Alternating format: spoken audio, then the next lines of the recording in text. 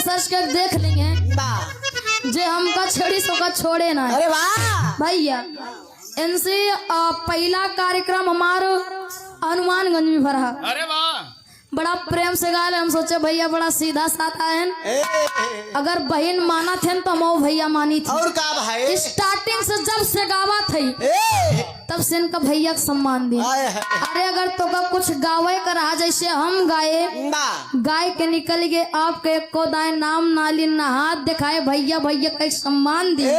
मौसी मौसी करे रहा है अरे घिराई जाए मतलब आगे आगे करौ जात है और नीचे वाले कहा था अब वही देखा खड़ी होने तिहो गई है भाई। हमरे ये नहीं समझ में आवत कौनो संस्कार सीखे है ना भाई। अब भाई खड़ा हुआ फिर कही दे मुस्कान आज हमका पहली बार कौनो लड़की हमका संस्कार के बात कही दी। वो काम न करबे तो कबो कोनो लड़की का कोनो लड़का कोनो बुढ़वो न कही है। अच्छा काम करबे तो अच्छा कहा जाबे। यहाँ धाम में आए है यूट्यूब लगा है चाचा रे सब बैठा हमका ज्यादा कुछ कहा कि नहीं ना। आप लोग बुद्धिजीवी हैं समझदार हैं। देखा था अगर पब्लिक के फरमाइश है तो गावे के पड़ा था। इनसे पूछा कितना टाइम ले हम धुन तर से गाय ले तब बाबा का आदेश है मुस्कान 40 मिनट में अपन बिरहा खत्म करा। तब 40 मिनट में हम अपन बिरहा खत्म करे और करे पहले भैया लोगन के फरमाइश पूरा करते रहे जैसे अब ही करते रहा। हमके तकलीफ ना हमेशा हर कलाकार के हम ये कही थी सबसे छोट ही हमारा नहीं गायकी है लेकिन अपने गुरु से जो हमके ज्ञान मिला है आवाज गुरु पूर्णिमा है 1% झूठ न बोला। जोन भी ज्ञान मिला है चाहे जोन कलाकार हो कहूँ भी कार्यक्रम गावेगा है तो पब्लिक से बढ़ के कोनो काम ना करे की चाहिए। कहे कि हम तो मानित प्रथम भगवान आप लोग हैं। आप लोग चाहेंगे तो गवाएंगे नहीं चाहेंगे तो नहीं गवाएंगे। अब भाई आप लोग जोन फरमाइश करते हैं ओके हम ना गाऊ तो का हिया हम के गावे देवा। जब आप लोग के फरमाइश ना पूरा कर पाओ तो क्या मतलब है। वैसे उधर से भैया लोग फरमाइश करते हैं ना आप गावाता हमके 1% बुरा नहीं लगा लेकिन जो नहीं शब्द बोला कि 1.5 घंटा गाइन एका गाइन नौका गाइन ठीक है वो ठीक बा। सबसे बुरा जानते हैं संतराम चाचा का लगा इनके हम भैया कहते ही जोन जोन गाना गावत है हाथ दिखाए कि पूछा मत। अरे वाह भैया इनके खिंगे लगा था भाई बहन कोनो संस्कार नहीं ये सुनावा थे। सत गवैया के लिए आदरणीय आप हमारे परम पूज्य परम सद्य परम सम्मानित पूजनीय सूर्यभान साकेत गुरु जी लिखे सबके लिए नहीं इनके जैसे गवैया थे भैया। पहले तो इनके गाना जवाब दे गायन और लड़की डीजे में भैया आप लोग सुने ज्यादा काम ना लेकिन इनके गाना जवाब है। इनके गाना के जवाब है और दूसर का चीज कोनो लड़की रोड पे जात रहा था और इन्हीं के जैसे लोफर लफंगा जाय को लड़की के छेड़खानी करत हैं छेड़ा थे तो वो लड़की पलट के जवाब देता कैसे भैया लगाए दे नहीं वाला।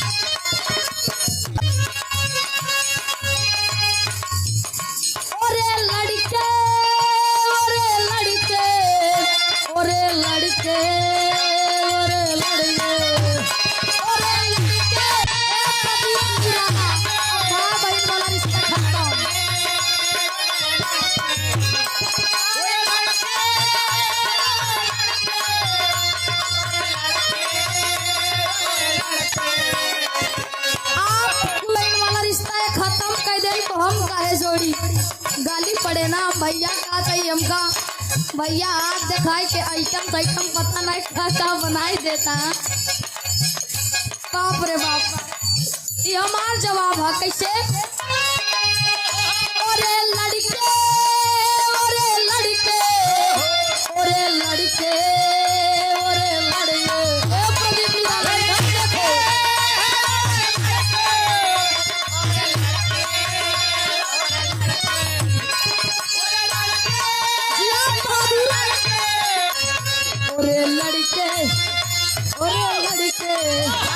ओरे लड़के तू आदत सुधर ले मेरा चप्पल बोले।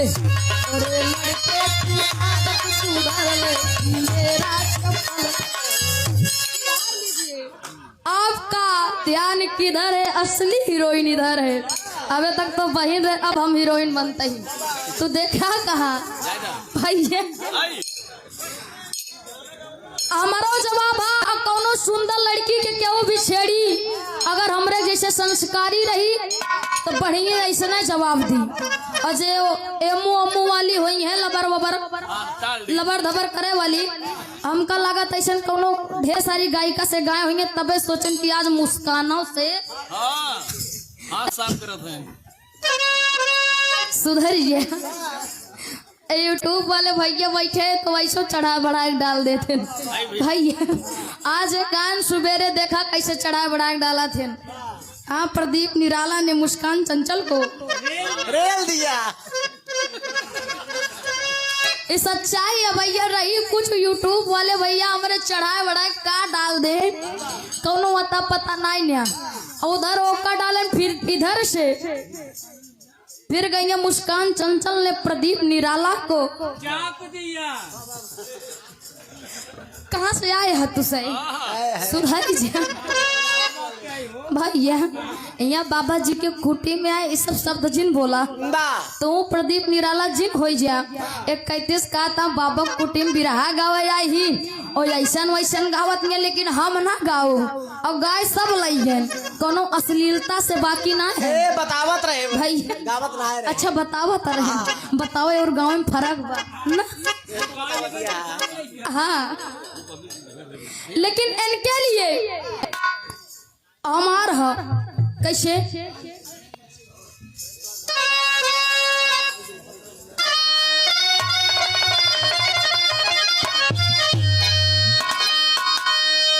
भैया यो इलाहाबाद एकदम फेवरेट धुन है।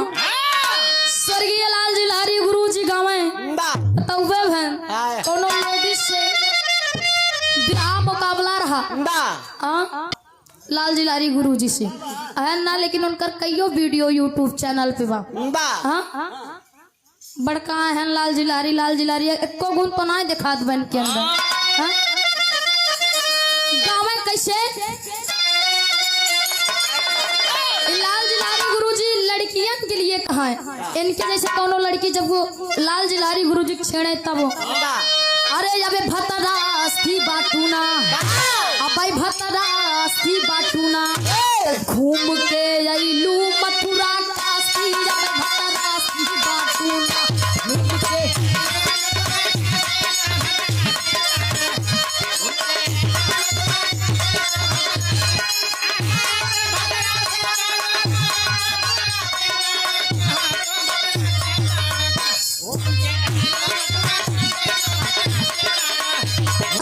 बात के हाँ किसान ले गछारे में गंगा जी के किनारे विरहा होत बा। अरे वाह गंगा माई सुन। और आप लोग बैठ के हम लोग कितना प्यार दुलार आशीर्वाद देते हैं। हाँ, अगर आप लोग ऐसा बैठे रहेंगे तो हम लोग के सुनाव में बड़ा आनंद आई। कहो कहो तो ऐसा देखे के मिला, सब चला जाते हैं भैया। 3-4 जने रहते सुबेरवा तक गवावत है ना, गाँव में मन लागे ना सुने में। अच्छा तो सुना थे भैया, लेकिन ये हमार है हमारे गुरु जी लिखे सूर्यभान साकेत गुरु जी का। अरे पूरा भड़ुआ बाट्याना, ए पूरा भड़ुआ बाट्याना, ए प्रदीप निराला। अरे पूरा भड़ुआ बाट्याना, ए भैया पूरा भड़ुआ बाट्याना, तो के लागी कहे पे लड़ुआ, पूरा भड़ुआ बाट्याना, तो के लागी कहे पे लड़ुआ।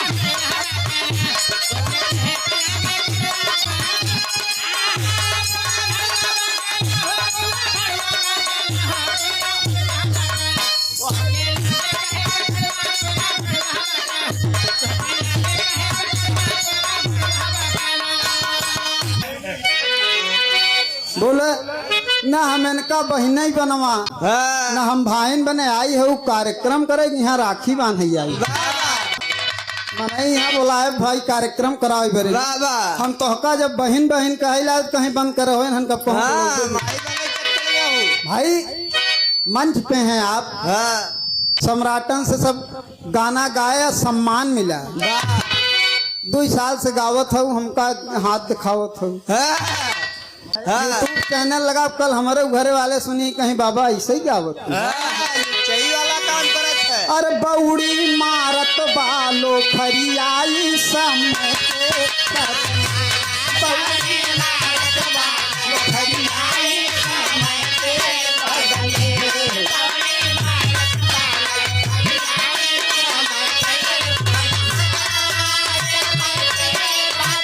जय हो।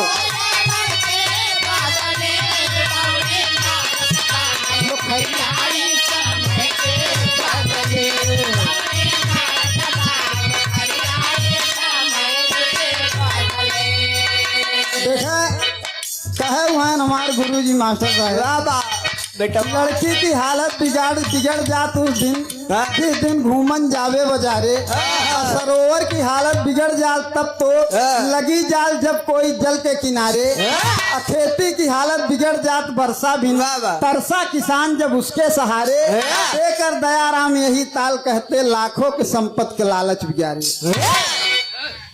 बाबा घरे से निकली हो तब आगे जिन पोल खुलवा मास्टर साहब मानत है मंच के नीचे अगर वक्त पड़े तो ये परिवार है, बिरहा समाज एक परिवार है। हम आपको बहन भी कह सकते हैं, बेटी भी कह सकते हैं। अरे नेउर सांप करिए बिछी मगर गोह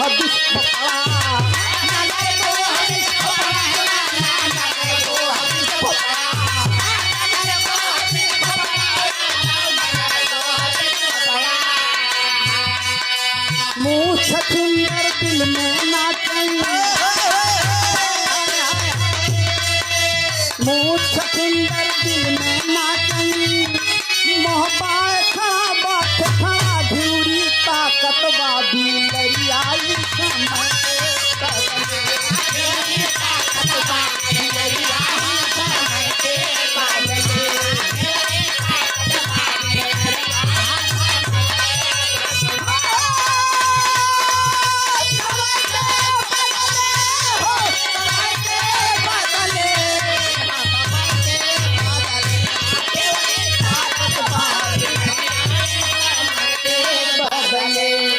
बाबूजी जरूरी ताकत बा बिलरिया ई समय हंसावेला, समय रुआवेला, समय की बात चाहिए जवन करारे। देखा एक दिन ऐसा कि सज्जन से भेंट हो, और एक दिन ऐसा कि दुष्टन से रईसा हो, और एक दिन ऐसा कि गली में गलैचा बिछे, और एक दिन ऐसा कि सोने में अंदेशा हो, और एक दिन ऐसा कि द्रव्य सोन पास रहे, और एक दिन ऐसा कि पास नहीं को पैसा हो।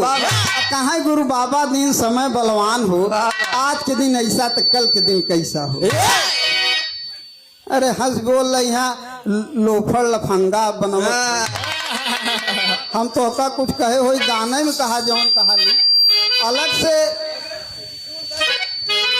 ए मास्टर साहब भिवरी ताकत बा बिलरिया एक लाइन है ले लेकर बाद एक दिखा दे, काहे कि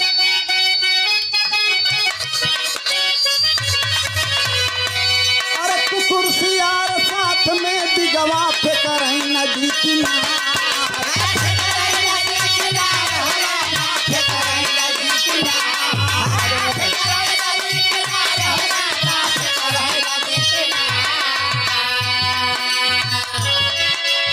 कुकुर सियार साथ में बिगवा फेकर नदी किनार, अरे वहीं में पानी पिए वहीं